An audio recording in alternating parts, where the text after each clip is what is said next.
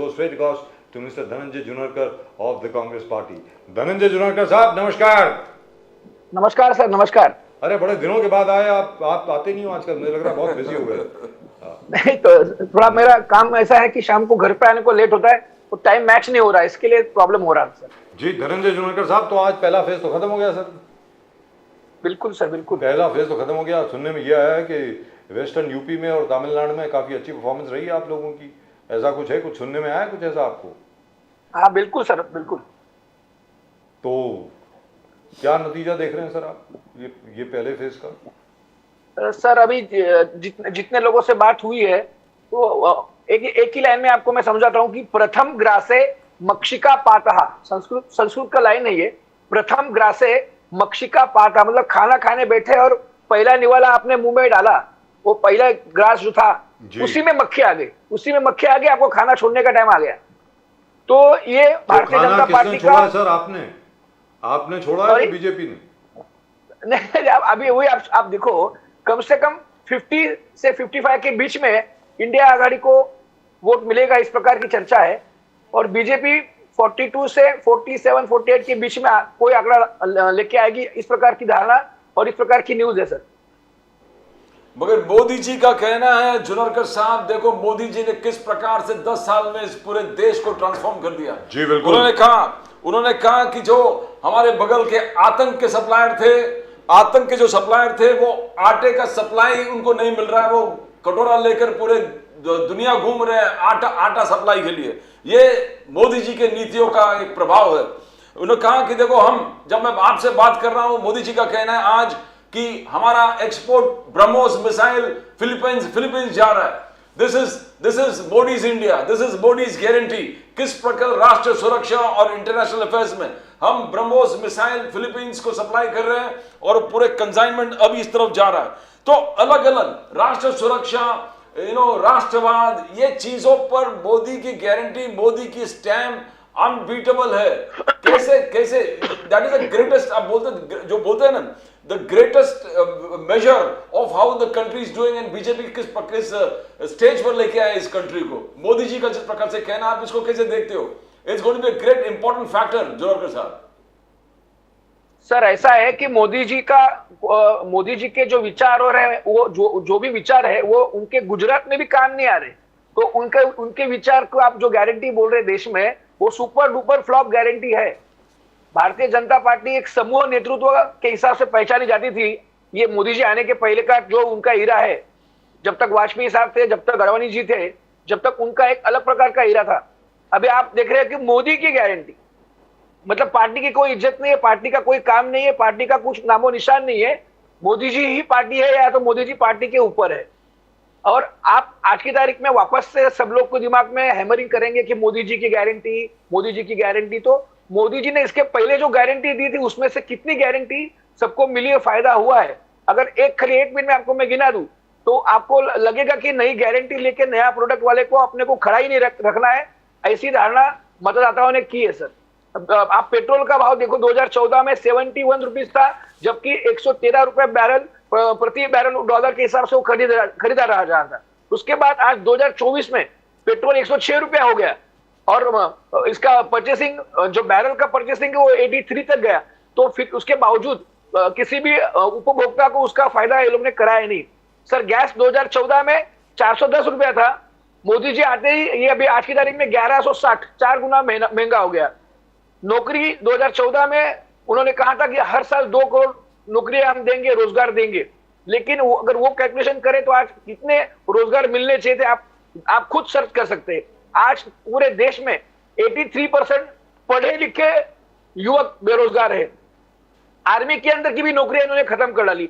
Army में जो देश के लिए मरने को जाता है उसको अग्निवीर जैसी एक बोगस और थर्ड क्लास ये इन्होंने एक स्कीम लाई, जिसमें 4 साल काम करके आपको 5वें साल में रिटायर होना है। तो वहां के जो लोग सालों साल मेहनत करते हैं, सपना देखते हैं आर्मी में जाने का, वहां सेटल होने का, उन लोग के सपनों पे भी आपने बुलडोजर घुमा दिया है।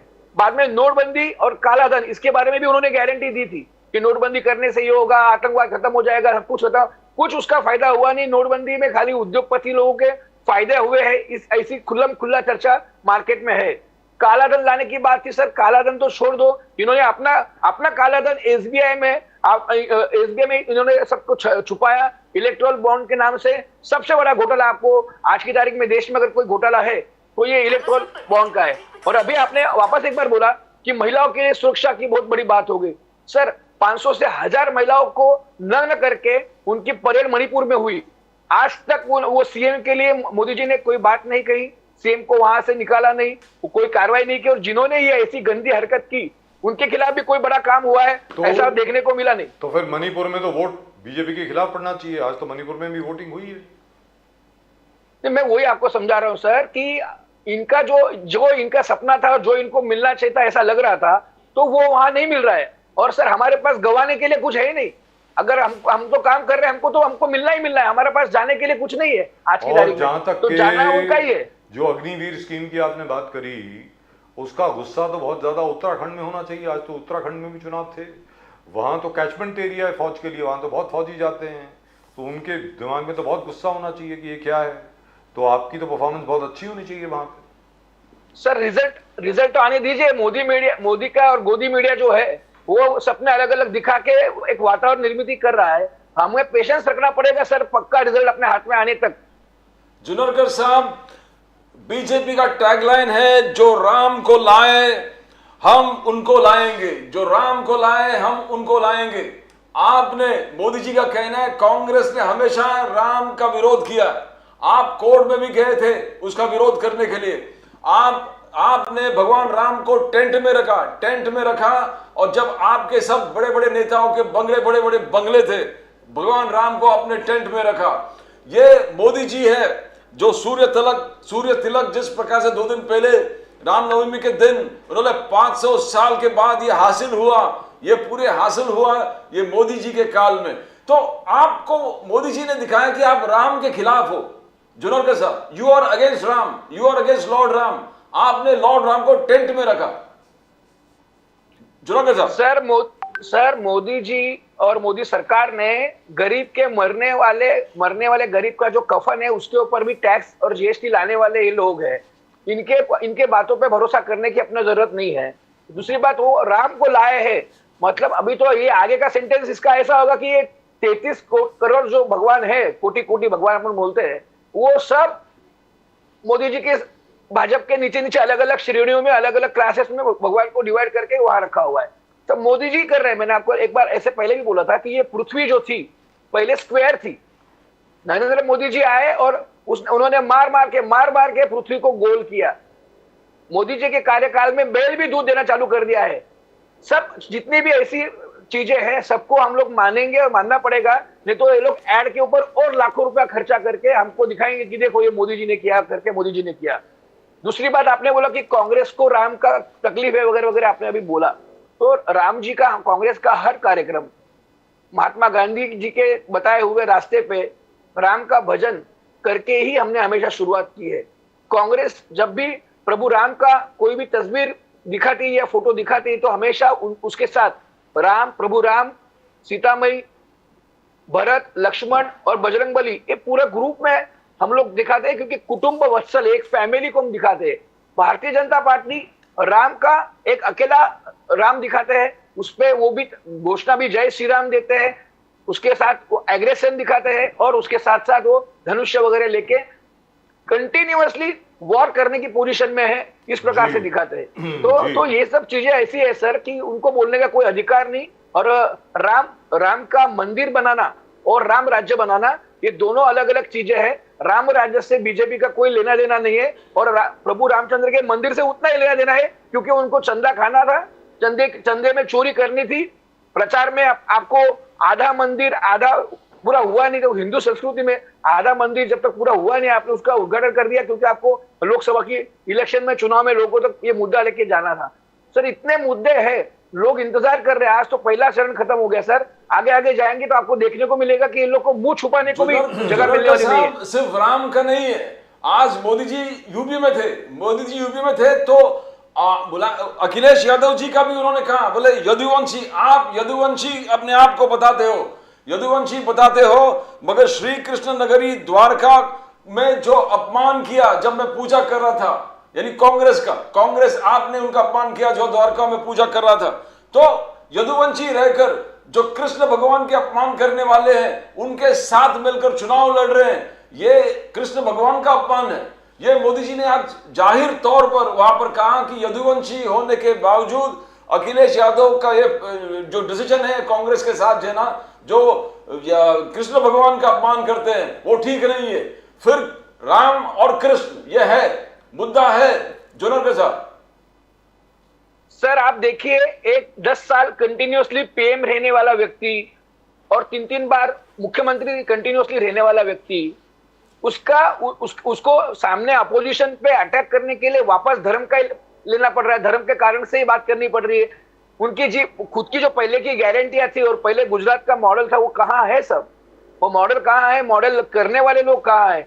मोदी जी तो खुद ही अलग प्रकार की मॉडलिंग करते रहते हैं और अलग प्रकार से आपका हर जगह अपना एक धर्म के बारे में बात करते हैं, हिंदू मुस्लिम की बात करते हैं, पाकिस्तान में घर पे घुसने की मारने की बात करते हैं। चाइना ने इतना जमीन ले लिया, अरुणाचल प्रदेश में तो 150-200 गांव के नाम तक उन्होंने वहां बदली कर दिए। आज तक वो लोग बोल रहे हैं मोदी सरकार की न कोई आया था न कोई घुसा था, इस प्रकार से क्लीन चिट बार बार दे रहे। तो ये तो देखो, आपको यहाँ ऐसा लग रहा है कि पूरा देश गोदी मीडिया के ऊपर से ही चल रहा है और ज्ञान ग्रहण कर रहा है। तो जो व्हाट्सएप यूनिवर्सिटी के लोग हैं उनको ये मोदी जी का सब ड्रामा समझ में आएगा, लेकिन विपक्ष पूरी दुनिया में हम 4 जगह और भी सर्च करके देखते हैं कि क्या हो रहा है, तो उसको आपको मालूम पड़ेगा कि कितनी गंदी हरकतें हो रही है। जनतंत्र को सर खत्म करते जा रहे हैं ये लोग। और श्रद्धांजलि, भावभीनी श्रद्धांजलि देने का टाइम 2024 में अगर वापस गलती से लोग आए तो अगला इलेक्शन में कोई आपको दिखेगा नहीं सर। अगला इलेक्शन नहीं होगा, मतलब नहीं होगा आपके मुताबिक अगला इलेक्शन नहीं होगा। लेकिन मोदी जी तो कहते हैं कि अगर अंबेडकर साहब भी आ जाएं, बाबा साहब अंबेडकर भी आ जाएं, वो भी अभी संविधान को नहीं बदल सकते। उन्होंने तो ऐसा कहा है। सर 400 सीट की आपको जरूरत क्या है? 400 सीट की आपको जरूरत क्या है? आपको कि 400 सीट लाने के बाद क्या आप करने हैं? आपके पास 272 के ऊपर था, फुल मेजोरिटी है की पार्टी की सर। क्योंकि राहुल गांधी जी की, राजीव गांधी जी की 419 आई थी, तो मोदी जी उनका रिकॉर्ड तोड़ना चाहते हैं। नहीं, वो 419 जो आई थी, हमारी जो भी आई थी 419, वो किसी को धोखा देके, तकलीफ में दंगे करा के, महिलाओं को बेइज्जती करा के, किसानों के रास्ते में दंगे करा के मुझे बोल रहे हैं आप ये? 1984 में 31 अक्टूबर से लेके 4 नवंबर तक जो सिखों का नरसंहार आप लोगों ने कराया, ऐसी हरकत किसी भी सरकार ने कभी नहीं की है और आज तक लोगों को सजा नहीं हुई है। तो कृपा करके कांग्रेस में होते हुए आप ये तो ना बोलें कि आपने कभी दंगा नहीं कराया। मेरा मुंह मत खुलवाइए सर। 1980 से लेकर के आज तक 15 दंगे याद करवा दूंगा जो कांग्रेस ने करवाए। प्लीज बोलिए सर, अब आप बोलिए। 10 साल से हम लोग सत्ता के बाहर है जी। 10 साल से हम लोग सत्ता के बाहर है। अगर जो दोषी है, जो लोग दोषी है, आपके पास ईडी, सीबीआई, हर प्रकार की चीजें है, आप लोग प्रॉपर उसको फास्ट ट्रैक पे लेके जाइए। जो आपको लगता है जो उसके पीड़ित है उनको न्याय दीजिए, जिसको जेल में डालना है आप केसेस चलाइए ना। गए 10 साल में इनको क्या टाइम नहीं मिला? इनको खाली इतना टाइम मिल रहा है। उन्होंने काफी चलाए हैं। जगदीश टाइटल वगैरह के खिलाफ चल रहा है, कमलनाथ जी के खिलाफ भी चल रहा है, जबकि कमलनाथ जी का कुछ दूर दूर तक कुछ लेना देना नहीं है, ऐसा मैं मानता हूँ। लेकिन फिर भी सर फास्ट ट्रैक का वो सिस्टम नहीं है। मैं फास्ट ट्रैक में समझता हूँ, मैं खुद एक एडवोकेट हूँ। ये कोई केस सर फास्ट ट्रैक पे नहीं है। इनको कुछ करना नहीं है। इनको आदमी को खाली ये मुद्दा गर्म रखना है और इलेक्शन में आपको दिखाना है कि और 2-4 जगह से न्यूज लाके फिर वातावरण गर्म करके बाद में फिर ठंडा करना है। अगर इनकी इतनी शक्ति है सर और इतने पवित्र है और पार्टी भी डिफरेंस है, तो ये ईडी, सीबीआई को लेके, इनकम टैक्स को लेके आप पार्टी क्यों बढ़ा रहे हो? आपका क्या ग्रास रूट पे आपका कोई कार्यकर्ता नहीं है क्या? क्या आरएसएस आपको मदद नहीं कर रही है क्या? क्या आपके अलग अलग जो डिपार्टमेंट है, विभाग है, उसमें आपका कुछ चलता नहीं, आपका कोई सुनता नहीं है क्या? मोदी जी की बातों को कोई सुनता नहीं है क्या? मतलब मोदी जी का गुजरात मॉडल से लेके हर चीज गलत है, लोग आपके पास नहीं आना चाहते। तो ऐसे समय पे आप रात को आरोप करते, सुबह पार्टी में ले लेते हैं। तो ये ऐसे कितने नाम हम आपको गिना सकते हैं, पर ये नाम गिना के भी हम थक गए। लेकिन ऐसे लोगों को लेने का आप लोग ने छोड़ा नहीं, भारतीय जनता पार्टी ने।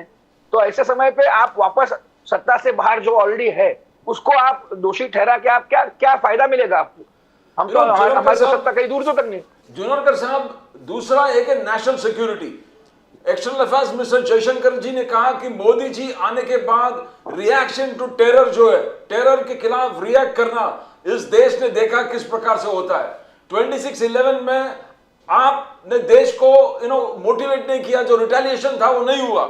जयशंकर जी का कहना है कि आपका वो विश्वास था कि attacking Pakistan was more costly affair than refraining from attack, but Modi ji has change the concept. Modi ji is aggressive. Modi ji, Rajnath Singh ji बोल रहे हैं we will chase the terrorist across the country and kill him there. ये एग्रेशन है, बालाकोट स्ट्राइक, सर्जिकल स्ट्राइक। तो राष्ट्र सुरक्षा में आपको बहुत देश को कन्विंस करना पड़ेगा, वैसा जयशंकर जी का कहना है। Don't forget the unknown man. Yes, बार बार यस यस जी बोलिए सर। जनरल साहब, you need to convince the people on national security. Sir जो बिल्कुल हम लोग हमारी मेहनत करेंगे, करते भी है, पर आप ये देखिए जब तक अगर आपने आंखें बंद ही कर ली है और आपको अगर उठना ही नहीं है, सुबह हो गई है, आपको फिर भी आंखें नहीं खोलना है, तो हम जबरदस्ती हमारी उंगलियों से आपकी आंख नहीं खोल सकते, क्योंकि आपकी खुद की इच्छा नहीं कि मैं आंखें खोल के देखूं क्या हो रहा है। सर हमारा दोष इतना ही है कि हमने अगर काम किया है तो हमने ऐड नहीं की। हमने जो भी काम किया, अगर आप इस प्रकार से अगर आरोप करेंगे तो ये एज अ पॉलिटिकल पार्टी का आरोप तो हम सहन कर लेंगे, हमको आप गाली दो हमको चलेगा, लेकिन आर्मी ने क्या काम किया था उसकी एडबाजी हमने की नहीं। और आर्मी के जो शहीद हो गए उनके फोटो लगा के वोट मांगने का धंधे कांग्रेस ने कभी किए नहीं जो इन लोगों ने किए। और जयशंकर जी तो अभी ऑलरेडी पूरा भारतीय जनता पार्टी के अंदर ही जा चुके हैं, उनके कमेंट्स भी आप देखो तो उसको तो एक बीजेपी का कोई वार्ड अध्यक्ष हो, ब्लॉक अध्यक्ष, कोई बड़ा पदाधिकारी जो बात करता है उसी प्रकार से वो भारतीय जनता पार्टी के माध्यम से बात करते हैं। उनको वो सीरियस लेने की जरूरत नहीं है आपको। दूसरी बात, पुलवामा में जो 400 किलो आरडीएक्स आया वो आज तक इनको मिला गया। 400 सीटें चाहिए, 400 सीटें आएगी, उसका इनके पास कॉन्फ्रेंस है और आंकड़ा है। पुलवामा में 400 किलो आरडीएक्स कहां से आया, आज तक मोदी जी की बात करने की हिम्मत नहीं है। क्यों बात नहीं कर पाते? 400 किलो का आंकड़ा आया कहां से, मुझे तो ये समझ में नहीं आ रहा। अगर 400 किलो आरडीएक्स होता तो पूरा पुलवामा फट चुका होता सर।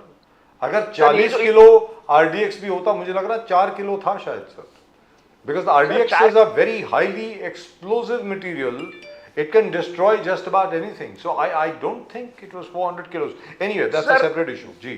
नहीं, जो न्यूज में दिखाया गया, लोगों को सुनाया गया, वही मैं अपने आंकड़े आपको बता रहा हूँ। और मैं ये बोलता हूँ कि सर 4 ग्राम भी क्यों आया, 4 किलो छोड़ दो, 4 किलो भी 40 किलो भी छोड़ दो, 4 ग्राम भी क्यों आया? और आप लोगों ने जब उन लोगों ने एयरलिफ्ट बोला था सर, एयरलिफ्ट बोला था कि इनको एयरलिफ्टिंग करके जाने दो, इसमें कोई दो राय नहीं, करेक्ट। तो सर आप उसके बावजूद आर्मी को चला के आप भेजना, मतलब बाय रोड आप भेजना चाहते हो, ये कौन सी प्रकार की सिक्योरिटी है सर? जी दुरुस्त बात, इसमें कोई दो राय नहीं है। लेकिन अभी जहां तक कांग्रेस का प्रश्न है, और जैसे बीजेपी का अटैक हो रहा है आप पर, और ये 7 फेज में है कांग्रेस इलेक्शन जो है, अभी 6 फेज और हैं, लिहाजा आपके ऊपर बहुत बड़ी जिम्मेवारी भी बनती है और आपके ऊपर बहुत बड़ा अटैक भी होने वाला है। आपको मालूम है भारतीय जनता पार्टी कोई भी मौका अब नहीं छोड़ेगी आप पर हमला करने का। और 6 फेज और पड़े हैं इलेक्शन के सर, क्या करेंगे अभी आप धनंजय जुनेरकर साहब? मेरा जो दुख है वो आपने खुद ने बता दिया कि एक विपक्ष इंडिया आघाड़ी के लोगों को क्या तकलीफें दी जा रही है, किस प्रकार से आपका खाना पीना बंद कैसे हो जाए, आपको कैसे आईसीयू में ढकेला जाए, वो आपके पीछे ये लोग कर रहे हैं। हम इनसे भी डेंजरस लोग थे, ब्रिटिश जब सरकार थी ना, इनसे भी खतरनाक लोग सत्ता में थे, पावर में थे, हम लोग उनको नहीं डरे। हमारी वो पीढ़ी है, हमारा वो विचार है। उस वक्त आपके पास महात्मा गांधी थे, सरदार पटेल थे, मौलाना आजाद थे, पंडित जवाहरलाल नेहरू थे, रफी अहमद किडवाई साहब थे, ये सब लोग थे, आसिफ अली थे, ये सब लोग थे आपके पास ना। आज आपके पास कौन है सर? अभी इनके विचार हमारे पास है। ये कलयुग चल रहा है, वो सतयुग था। इस प्रकार की मैं आपको बता सकता हूं कि वो सतयुग था। ऐसे आदमी जैसे डायमंड जैसे इनका विचार, उनका पहरा, उनका रहना सादा, और ऊपर से और नेताजी सुभाष चंद्र बोस को नहीं भूलना चाहिए, वो भी थे, कभी नहीं भूलना चाहिए, कभी नहीं भूलना चाहिए। तो मेरा ये कहना है आज कौन है, उनके बराबर का भी कौन है सर? आप मुझे बताइए ना। कांग्रेस को आज की तारीख में गांधी जी की जरूरत है दोबारा। गांधी जी के कर कमलों के ऊपर, गांधी जी के कदमों के ऊपर चलने की दोबारा जरूरत है कांग्रेस को। क्या कांग्रेस बिल्कुल सर। अभी गांधी जी के बताए हुए मार्ग पे चल रही है? क्या पूछ रहा हूं आपसे धनंजय जुनाकर साहब। बिल्कुल बिल्कुल सर, बिल्कुल 200% हम लोग गांधी जी के मार्गों पे चल रहे हैं। आज की तारीख में राहुल गांधी जी के साथ की जो एक पीढ़ी होगी अलग अलग पार्टियों में, उन लोग का विचार देखिए, उनकी भाषा शैली देखिए, और आदरणीय राहुल गांधी जी की आप देखिए किस प्रकार से पूरा देश का भ्रमण कर रहे हैं, किस प्रकार से बच्चों से लेके बूढ़ों तक सबको समझ रहे हैं, उद्योगपतियों से लेके कारागिर से लेके छोटे से छोटा व्यापारी, रास्ते पे काम करने वाला फेरी वाला, उनको तक वो डायरेक्ट मिल रहे, मजदूरों को मिल रहे, किसानों को किसान के खेती में जाके मिल रहे। सर ये सब चीजें आपको बिल्कुल आपको ज्ञान बढ़ाएगी, आपको आपका विद्वत्ता में बहुत और प्रोग्रेस होगी। और इतना घूमने के बाद सर एक आदमी में प्रचंड विश्वास और देश के प्रति, देश में क्या हो रहा है उसकी पूरी जानकारी होती है। वो लेवल का एक भी आदमी आप मुझे भारतीय जनता पार्टी में दिखा दीजिए, इनके पास इतने पैसे, इतना सब कुछ है, ताकत है, महाशक्ति है, लोग इनका हर आदमी के पीछे ईडी सीबीआई है, महाशक्ति बन के लोग खड़े हैं। तो आप एक आदमी इनके यहां से मुझे दिखा दीजिए कि वो आज है। हम लोग तो अपनी फाइट कर रहे हैं सर, जो होगा हार होगी जीत होगी हमको मालूम नहीं, लेकिन हम ये जनतंत्र बचाने के लिए जो हो सकता है वो पूरी ताकत से हम करने वाले सर। जुनाकर साहब, internal security is a big issue. Amit Shah ji का कहना है कि Congress was not only soft on terror but you are soft on red terror. Red terror पे भी आप सॉफ्ट थे। वो पूरे रेड कॉरिडोर जो था जहां नक्सलाइट इन्फेस्टेड एरियाज है वहां आप सॉफ्ट थे। You are in fact not soft but supporting red terror, Amit Shah ji का कहना है। हाल ही में 29 नक्सलाइट्स को हमारे our security forces have eliminated 29 Naxalites. उस पर भी बहुत सारे लीडर्स ऑपोजिशन के आलोचना करने लगे सरकार का, बोले कि we are strong where red corridor हो, रेड टेरर हो या कोई भी टेरर हो, मोदी सरकार will clean the entire system infested because of the wrong policies of the Congress. और आने वाले 5 साल में अमित शाह जी ने गारंटी दिया, will totally eliminate the red corridor and cleanse it of Naxalites.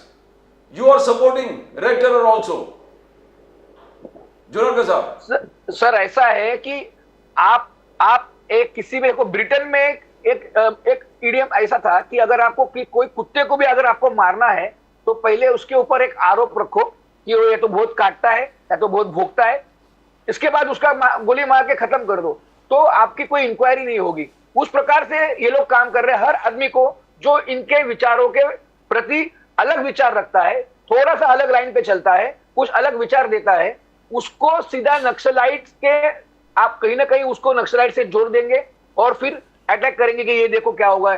हर आदमी देश में रहने वाला देश प्रेमी है, अपना देश के बारे में जब भी मामला आएगा तो आदमी को लगता है अरे मेरे देश के साथ अगर इसने ऐसा कर रहा है, ये नक्सलाइट है, इसको तुम जेल में डालो।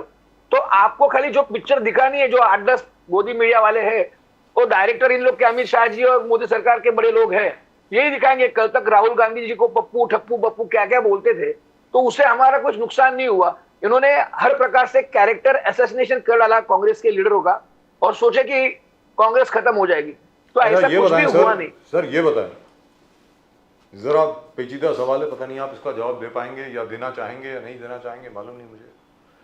सर परसों रामनवमी थी, जैसे प्रदीप जी ने अभी भी बताया कि सूर्य तिलक हुआ रामलला का। प्रधानमंत्री जी ने देखा सूर्य तिलक होते हुए, उसका वीडियो जो है वो हर जगह पे गया, वो अपने आईपैड जो है उसके ऊपर देख रहे थे, वो हर जगह पर हुआ। और उसके बाद राम जी की भी बात की गई, ये भी कहा गया कि कांग्रेस जो है वो शुरू से श्री राम के खिलाफ थी।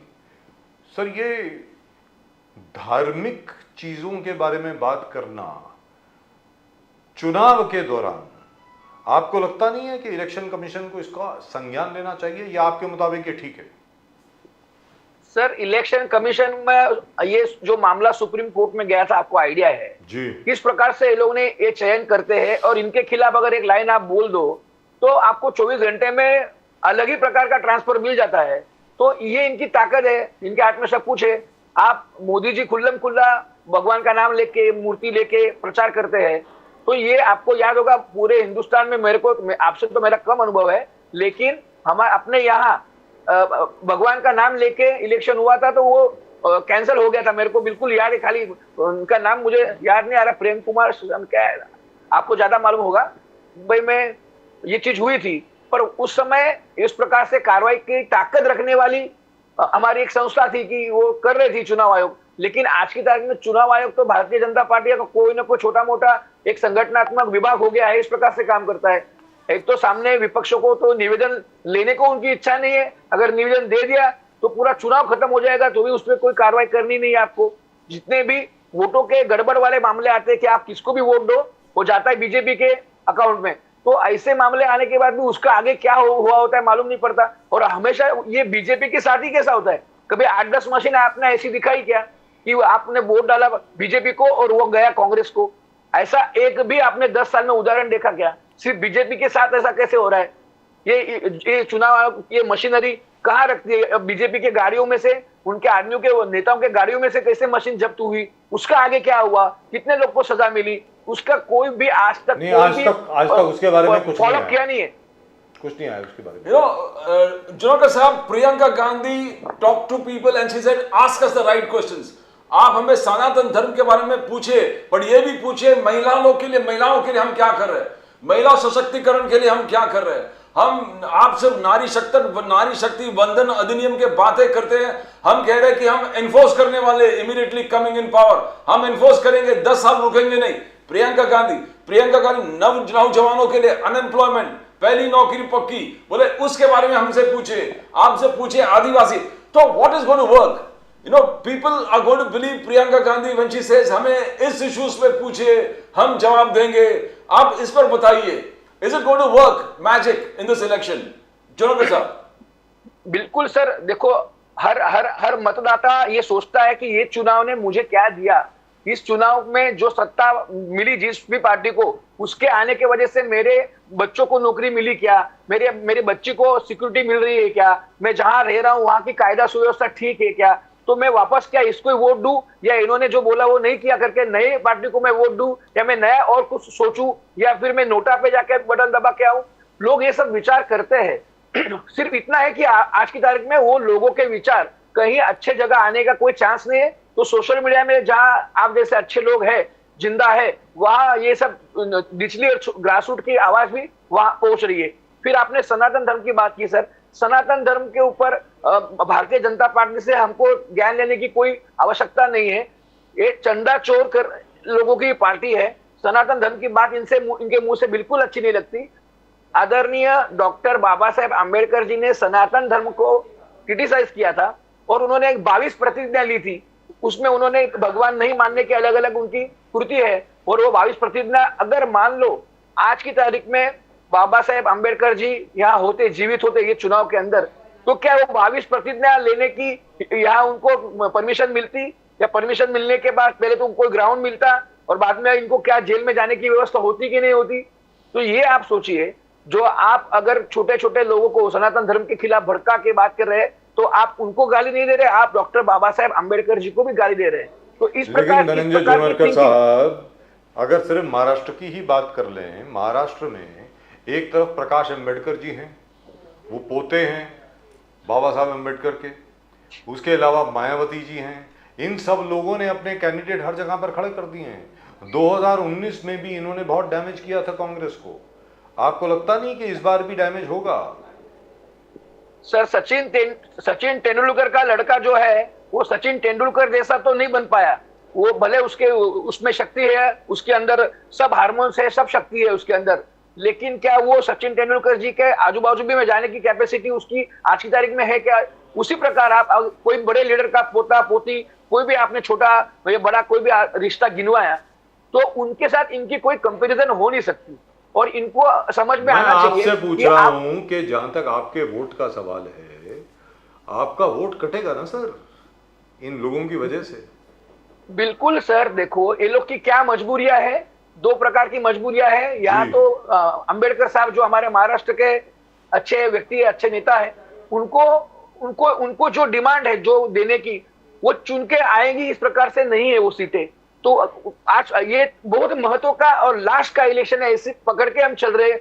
तो इस समय पे थोड़ा सा त्याग उन्होंने करना चाहिए था, और वो ब्रिलियंट आदमी है, उसके लिए आदर हमारे पास है। अगर यही मायावती का जी का आपका मुद्दा है, तो वहां ये चीज अलग है, वहां इनके पीछे ईडी सीबीआई है, उसके लिए वो मजबूरी से सीट खड़ी कर रही है। और 5 साल में आपने उसकी आवाज कितनी बार सुनी कि ऐसा ऐसा हुआ, तो मायावती ने आगे आके कोई कमेंट दिया हो। ये 10 साल के अंदर मायावती जी का कौन सा आंदोलन उसने किया और उनका कौन से आंदोलन किसी टीवी ने चलाया। तो ये लोग ऑलरेडी सर मर चुके हैं पॉलिटिकली। हम लोग इतना ही बोल सकते हैं कि वो जिंदा है इसलिए डायरेक्ट मरे नहीं, इतना ही बोल सकते हैं। बाकी एज अ पॉलिटिकल करियर वो जीरो हो चुकी है मैडम वहां की। और आदरणीय अंबेडकर साहब जो है उन्होंने थोड़ा दिल बड़ा करना था कि भाई मेरे को कोई फर्क नहीं पड़ता, लेकिन संविधान को तकलीफ पहुंचाने वाला वापस से सत्ता में नहीं आना चाहिए, ऐसा सोचने की उनको ये विचार देने की उनकी जरूरत थी, पर कमी हो गई सर। ये बात में जुनागढ़ जी, चाहे विदर्भ हो, मराठवाड़ा हो, पश्चिम महाराष्ट्र हो, अंबेडकर जी का अच्छा जहां भी उन्होंने गए बार भी कैंडिडेट्स पेश किए, 1 लाख से 3 लाख वोट वहां ले लिए। और आप देखो किस प्रकार से आपको उद्धव ठाकरे जी कोंकण क्षेत्र में पावरफुल थे, वहां पर पूरे नारायण राणे जी फूट गए, एकनाथ शिंदे जी ठाणे से, दीपक केसरकर, उदय सामंत, ये दिग्गज नेता थे उद्धव ठाकरे जी, वो पूरे आकर बीजेपी के साथ जुड़ गए। आप पश्चिम महाराष्ट्र में शरद पवार जी को बारामती में ही डैमेज हुआ है, बारामती में शरद पवार जी को आजकल कैंपेन करना पड़ रहा है। तो आप इसको कैसे देखते हो? तो ये सब देखते हो क्या लग रहा है कि इलेक्टोरेट इलेक्शन वन साइडेड होगा महायुति की तरफ? बिकॉज जहां आप है आपके पूरे बैशन, अशोक चौहान जी मराठवाड़ा में पूरे डैमेज हो गए आप, तो क्या ये वन साइडेड इलेक्शन होगा जुनागढ़ साहब महाराष्ट्र में? सर ये पूरा वन साइड इलेक्शन होगा पूरे देश में, और वो वन साइड इंडिया की तरफ से होगा, इंडिया को वोटिंग होगा उस तरफ से, वो वन साइड होने वाला है। भारतीय जनता पार्टी को कहीं भी मुंह दिखाने की जगह बचने नहीं वाली पूरे देश में। और विदर्भ मराठवाड़ा की आप बात कर रहे हो, वहां तो इन लोग का सुपड़ा साफ है। ये आदरणीय गडकरी जी की अगर सीट चुन के आई तो आप बहुत बड़ा भाग्यशाली समझ लेना, वरना उनकी सीट भी खतरे में है। ये मार्केट हो रही है। लेकिन और जुनागढ़ साहब आप इतने ही ज्यादा आप बड़े आशावादी दिख रहे हैं अभी, उम्मीद है आपको कि आप बहुत अच्छा करेंगे। लेकिन हाल ही में जो स्टेट्स में चुनाव हुए उसमें तो हम लोगों को भी ये लग रहा था कि राजस्थान और मध्य प्रदेश में आप जीतेंगे, लेकिन आप नहीं जीत पाए वहां भी। अगर ऐसी बात थी तो वहां पर तो आपको जीतना चाहिए था, क्यों नहीं जीते? नहीं, ये भी आपने बहुत सही कहा, पर हर वक्त हर चुनाव अपने अलग प्रकार से लड़ा जाता है और अलग प्रकार का एक कुछ ना कुछ मुद्दा लेके आता है। अभी मैं आपको ये कहना चाहता हूं कि हम तो भारतीय जनता पार्टी के खिलाफ लड़ ही रहे हैं, पर उसके आगे जो एक साइलेंट चीज है जो दिख नहीं रही कि सर जनता खुद ये चुनाव लड़ रही है भाजपा के अगेंस्ट। आप इस चीज को शायद आपने उतना अंदर ग्रास रूट में जाके उसका अंडर करंट आपको शायद वहां तक नहीं महसूस हुआ, पर मैं आपको बताता हूं ये पार्टियां तो लड़ ही रही है, लेकिन पब्लिक आम जनता खुद, ये अपना इलेक्शन है, किसान खुद ये सोचता है, ठाकुर खुद ये सोचते हैं, महिला खुद ये सोचती है कि हमको कोई पार्टी ने बुलाया नहीं बुलाया कोई फर्क नहीं पड़ता, हम जाके वोट देने वाले जहां का कैंडिडेट बीजेपी के कैंडिडेट को हरा सकता है उस आदमी को वोट मिलेगा। फिर आप वहां अंबेडकर जी का कोई खड़ा कर दो या तीसरा और कोई खड़ा कर दो, उनका जो गए समय वोट मिला वो इस समय मिलेगा, ये उनका भ्रम भी टूट जाएगा और ये भ्रम टूटना जरूरी है।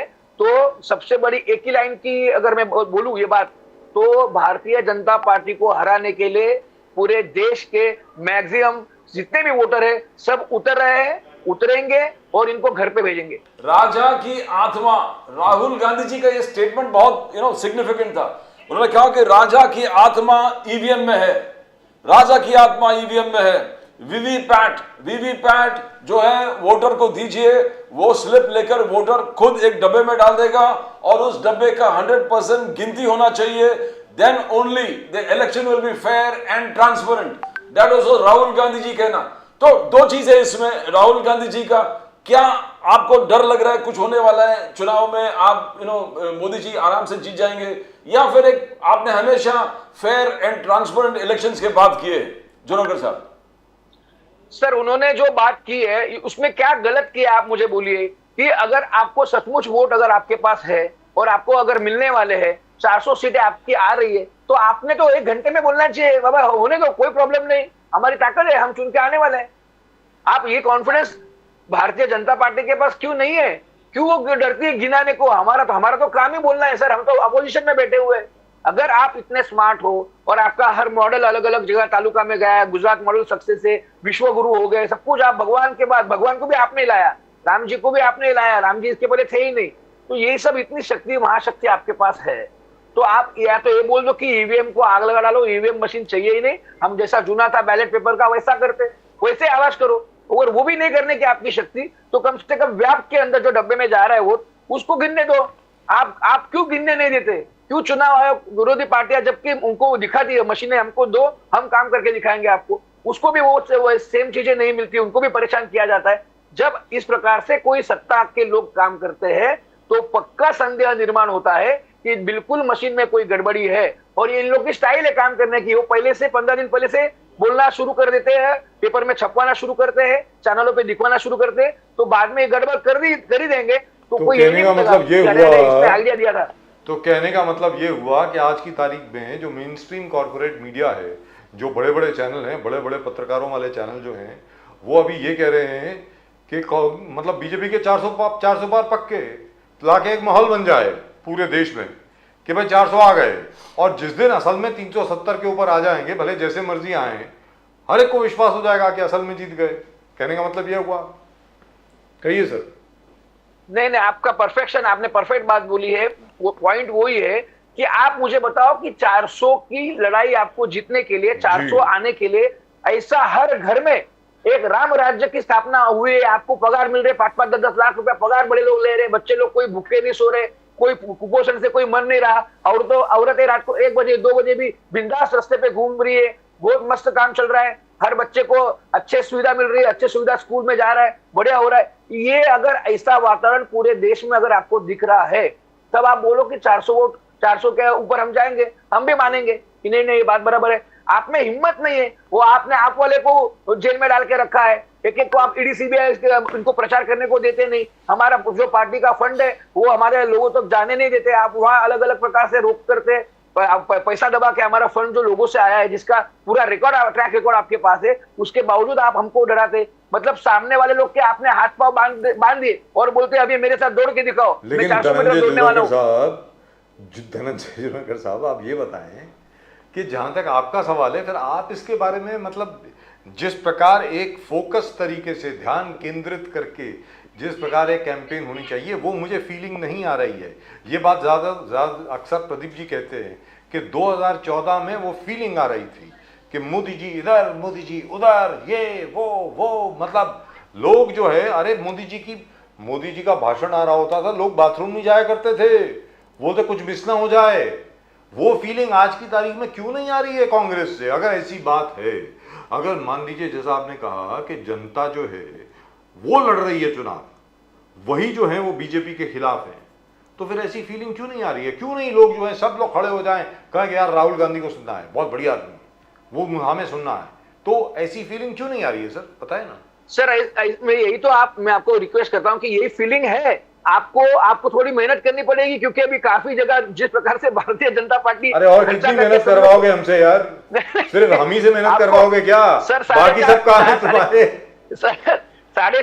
सुबह 4:30 पौने 5 को मैं खुद उनके साथ गया हूं, भारत जोड़ो यात्रा का 4:30 बजे उठ के सर, वहां 50,000 आदमी साथ में चलते हैं, औरतें चलती है, छोटे छोटे बच्चे, हाथ में ठंडी है, उसके बावजूद बच्चे को गोद में लेके लोग 10-10 किलोमीटर, 20-20 किलोमीटर, 25-25 किलोमीटर उनके साथ चले हैं सर। ये अंडर करंट है। और लोग क्या करने वाले हैं ना, जब लोग करते हैं ऑपरेशन तो मालूम नहीं पड़ता, बड़े से बड़े नेता को घर पे भेज देते हैं, तो वो चीज हो रही है सर। ये जो 2014 में ये लोग आए ना, तभी हम लोग को थोड़ा सा, हम लोग को ओवर कॉन्फिडेंस हो गया था, ऐसा समझो। हमको कभी लगा नहीं था कि ये लोग, अरे ओवर कॉन्फिडेंस नहीं हो गया था, आप लोग डर गए थे, सीधी सादी बात है। अब बेचारे पवन बंसल को उठा करके उसको बोल दिया रिजाइन कर दो, बाहर कर दो, अशोक चौहान जी को उठा करके बोल दिया रिजाइन कर दो। अरे क्या गलती करी उन्होंने यार? मतलब मेरी बात सुनिए, एक फ्लैट के ऊपर आपने मुख्यमंत्री को निकाल दिया आपने, उधर पवन बंसल जी के किसी भांजे ने, भतीजे ने उनके घर का फोन इस्तेमाल कर दिया, तो पवन बंसल जी की क्या गलती है? उनको भी बिठा दिया घर पे आपने। तो मेरा ये कहना है कि मतलब और छोड़िए, कैबिनेट रेजोल्यूशन पास किया गया, उसके बाद एक खाली पेपर ला करके राहुल गांधी जी उसको फाड़ते हैं और कहते हैं मैं ये सोचता हूं इसके बारे में। तो आप मुझे बताइए मतलब क्या है? आज की तारीख में डॉक्टर मनमोहन सिंह को लोग याद करते हैं, जैसे आप भी बता रहे थे कि जब मार्केट में $154 पर बैरल ऑयल बिक रहा था, तब यहाँ पर 61 से 71 रुपये पेट्रोल बिक रहा था। ऐसा कंट्रोल किया था प्राइस डॉक्टर मनमोहन सिंह ने। ये सब बातें तो आपको लोगों के बीच में जाके बोलनी पड़ेगी ना। मैं आपको एक छोटा सा आपको एक एग्जाम्पल देता हूँ। धनंजय जुनेकर साहब, आप तो बड़े यंग हैं, आपको कहाँ से याद होगा, हम भी उस वक्त बच्चे ही थे, कुछ ज़्यादा बड़े नहीं थे, स्कूल से ही स्कूल ही पास किया था उस वक्त हमने। 1980 में जब कांग्रेस वापस आई है ना, 1979 के चुनावी कैंपेन में, प्रदीप जी सुनने वाली बात है, इंदिरा जी के वक्त लोगों ने, कांग्रेस ने सिर्फ प्राइस लिस्ट छापी थी कि 1976 में प्याज की यानी कांदे की प्राइस इतनी थी, बटाटे की इतनी, वटाने की इतनी, लहसुन की इतनी, दाल की इतनी, और आज इतनी है। सिर्फ प्राइस लिस्ट छापी थी। मैं आपको बता रहा हूं, जनता पार्टी उड़ गई और उसके बाद आज जनता पार्टी कहां है किसी को मालूम नहीं है। मेरा ये कहना, आपका काम तो बहुत आसान है, आपको तो सिर्फ प्राइस लिस्ट छापनी है, सोशल मीडिया पर ही छाप करके दे दीजिए। अभी तक मुझे तो नहीं मिली है। तो आप कह रहे हैं आप मेहनत कर रहे हैं, क्या मेहनत कर रहे हैं सर, आप बताइए ना। जुनेकर साहब बोलिए। हाँ सर, हाँ नहीं, मुझे लगा आपका आवाज मुझे नहीं आ रहा है इसके लिए। तो देखो, आपने बहुत सही कहा, और मैं सोचता हूं कि आपने हमारी तारीफ की है कि आपने पवन बंसल जी का रेजिग्नेशन कैसे ले लिया, अशोक चौहान जी का रेजिग्नेशन कैसे ले लिया। आपने मुझे और मेरी पार्टी को क्रिटिसाइज नहीं किया है सर, इसलिए नहीं किया है कि हम लोग ईमानदार है। इसमें आपको ये मालूम पड़ गया कि हम लोग ईमानदार है। अरे प्राइस लिस्ट क्यों नहीं छापते हो, कीमतों की लिस्ट क्यों नहीं छापते? उसकी भी बात पे हम लोग बिल्कुल करेंगे, और कोई नई चीज अगर आपसे हमको सीखने को मिलती है तो वो आपका ये शो तो हम आगे भी भेजते हैं, सब जगह हमारी पार्टी में चला ही जाता है, आपकी सब कटिंग्स वगैरह, और जो आपने अच्छे आइडिया बोली होती है वो उसका बिल्कुल इम्प्लीमेंटेशन और सोच पार्टी बिल्कुल। अगर ऐसी बात है तो कांग्रेस के हेडक्वार्टर्स में मैं बिल भी भेजता हूं साथ में कि भैया ये चेक भी भेज देना, जो आप इतनी बड़ी बड़ी एजेंसीज को जो आप पैसा वैसा दे रहे हैं, कुछ यहाँ पर भी भेज दीजिएगा। लेकिन चलिए जुनेकर साहब, अभी 6 फेजेस और हैं, it is still not too late, अभी भी आप मेहनत कर सकते हैं। लेकिन अभी सबका मानना ये है, क्या है, एक छोटी सी बात आपके सामने रखना चाहता हूँ Pradeep ji, sorry, I hope you don't mind. क्या कि जिससे भी बात करो वो यार ना खुश है, वो कहता मैं खुश नहीं हूं। मैं खुश नहीं हूं तो किसको वोट दोगे? वो बोलते हैं इधर देंगे, इसको देंगे, उसको देंगे, लेकिन आएगा तो मोदी। ये क्या मसला है?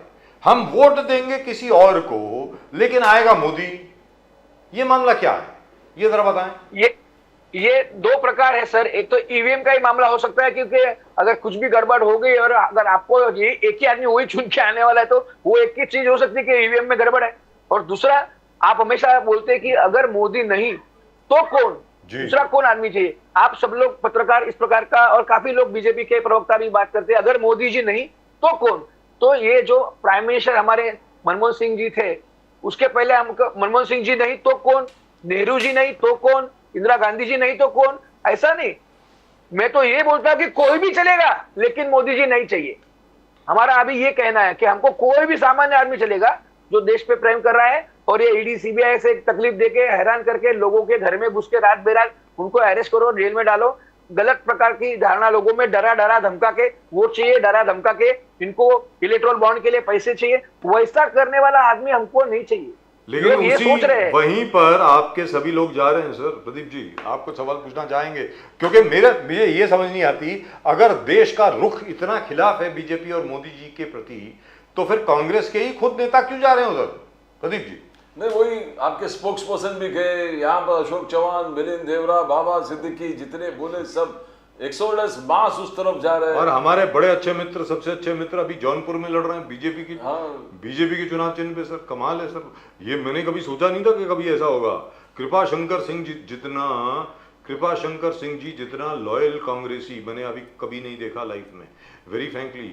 जितना कांग्रेस के लिए उन्होंने काम किया, मतलब कोई कभी मान नहीं सकता था कि ये कांग्रेस को छोड़ के चले जाएंगे। और सोनिया जी पे किताब भी लिख रहे थे, हर पन्ना, एक पन्ना हर दिन कृपा शंकर जी लिखते थे सोनिया जी के बारे में, और किताब लिख रहे थे सोनिया गांधी जी के बारे में। इतने समर्पित एक नेता चले गए आपके।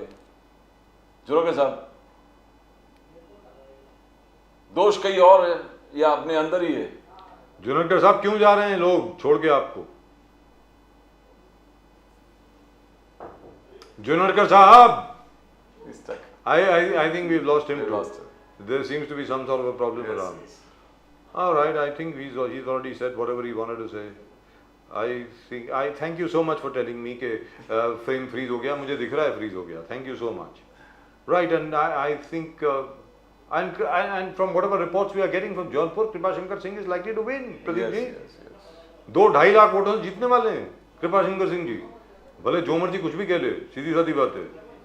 मतलब now सर जहाँ बीजेपी कैंडिडेट्स जो भी आप देखो, बीजेपी पूरे संगठन में एक स्पिरिट है. बोले कोई कैंडिडेट ने खड़ा, सिर्फ मोदी जी खड़ा है. एवरी कॉन्स्टिट्यूएंसी उनका ये कहना है कि mister Modi is participating in our constituency. Mr. Modi is our candidate. Is our candidate. तो That's right. एवरीवेयर पूरे जी. जितने आप कैंडिडेट पूरे देश में जितने बीजेपी की जगह पर कैंडिडेट्स है, it is mister Modi who is being fielded. Mister Modi is fighting the elections. That's right. हमारे भी क्षेत्र में मोदी जी है, ये क्षेत्र में मोदी जी है.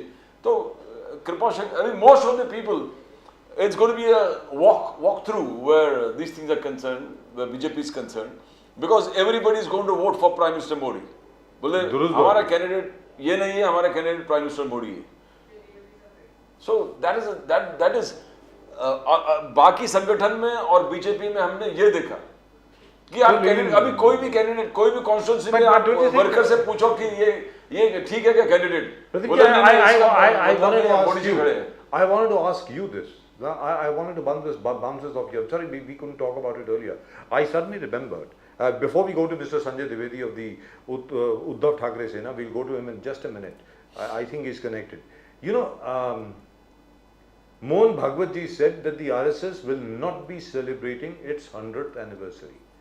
आज उन्होंने कहा है कि हम अपनी 100वीं वर्षगांठ सेलिब्रेट नहीं करने वाले, because we are not here for our own personal ego, we are here for national development. ये वर्षगांठ वो वर्षगांठ, आरएसएस वो ऐसा नहीं है कि वो हम लोग अपनी महत्ता को, अपनी महानता को लोगों के सामने हम लोग पेश करें. हम लोग काम करने वाले लोग हैं. What do you make of this? Sir वो तो है ही. अभी आर्टिकल 370 हो, राम मंदिर हो, these are things that are thought unbelievable. ये हो ही नहीं सकता. And that has been achieved. It has been achieved. And more than BJP, it was the RSS agenda कि ये समर्पित थे पूरे अखंड भारत के लिए. RSS and बाला साहब ठाकरे एजेंडा. बिल्कुल बिल्कुल. आर्टिकल 370 हो, राम मंदिर हो, यूनिफॉर्म सिविल कोड बाकी है. तो they have achieved what they, जो 70 years of independence, 70+ years of independence, ये सब एक ख्वाब था. ये कभी हो ही नहीं सकता. ठीक है, इलेक्शन मैनिफेस्टो आए, कुछ लोग बोले ये चाहिए, आखिरकार ये हासिल हुआ. It's a great achievement. It's a fantastic achievement. No prime minister of free India has achieved actually What has been done now. what Prime Minister Modi has achieved. So let's